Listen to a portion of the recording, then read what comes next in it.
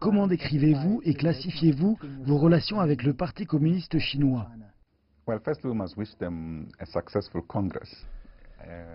Premièrement, nous devons leur souhaiter un bon congrès. Nous pensons qu'ils méritent un meilleur congrès. Ils organisent toujours de très grands congrès malgré leur nombre énorme de membres.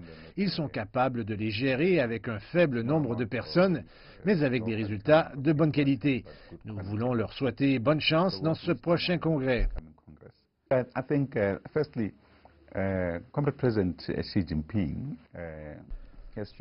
Je pense d'abord que le camarade président Xi Jinping a fait preuve d'un grand courage, en particulier dans la lutte contre la corruption. Et cela a apporté un des changements significatifs, même dans les engagements avec la Chine.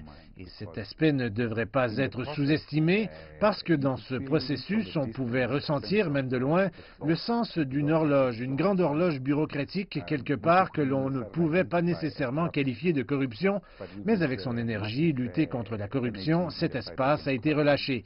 Il est plus facile de traiter les choses plus rapidement et c'est important pour moi. Donc, une organisation politique très forte et une relation idéologique avec le PCC et nous pensons qu'ils sont un parti très fort. Nous pouvons apprendre d'eux sur un certain nombre de choses, au niveau de la discipline de parti, au niveau de la bonne gouvernance.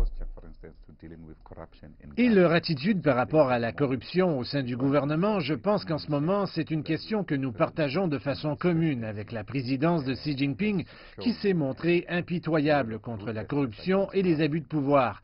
Et nous souhaitons que ce soit quelque chose que peut-être d'autres partis peuvent faire, et je pense que c'est un très bon exemple à cet égard en tant que dirigeant du PCC pour montrer ce genre de courage pour mener la lutte contre la corruption. Maintenant, en ce qui concerne votre relation future avec le PCC, comment voyez-vous cela et sur quoi devez-vous vous concentrer? The CPC needs us for particularly their role in Africa.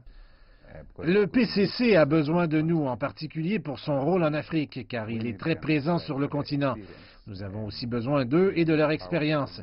Ils sont au pouvoir depuis 1949 et c'est une longue histoire. Et nous pouvons apprendre d'eux grâce à leurs très bonnes institutions en matière de gouvernance et de vie politique de parti. Nous pensons pouvoir apprendre. Nous sommes au gouvernement depuis environ 23 ans, mais en même temps, avec l'ANC, alors les leçons sont là, mais pas complètes. Le niveau d'expérience diffère, donc c'est un des domaines à explorer. Nous espérons que les changements qui pourraient venir du Congrès, ils cherchent à être des changements catalytiques qui renforcent davantage les bases qui ont été posées entre la Chine et le continent africain.